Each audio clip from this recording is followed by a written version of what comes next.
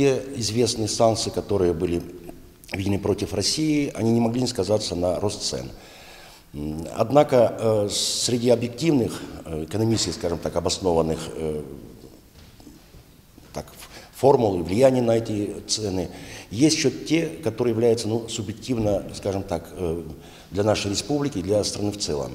В частности, мы знаем, что у нас очень много предпринимателей, достаточно высокая гражданская позиция, которая понимает, что рост цен это очень больно ударит по карману населения. Однако для нас уже сейчас стали известны факты, когда, используя ситуацию с этими санкциями, многие недобросовестные предприниматели умышленно, спекулятивно, необоснованно повышают свои цены на товар. Я прошу всех предпринимателей, кто имеет такие факты и кто такие факты в будущем произойдут, значит, обязательно обратитесь к нам.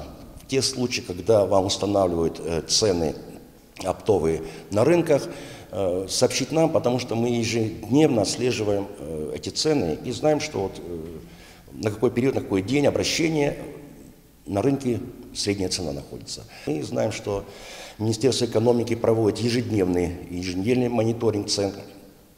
У них есть официальный источник, мы предложим свой живой анализ непосредственно жителей нашего города, нашей республики.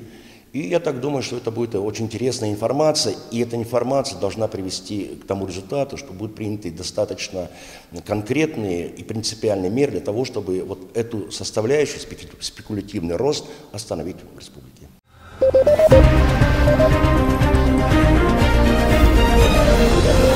Thank you.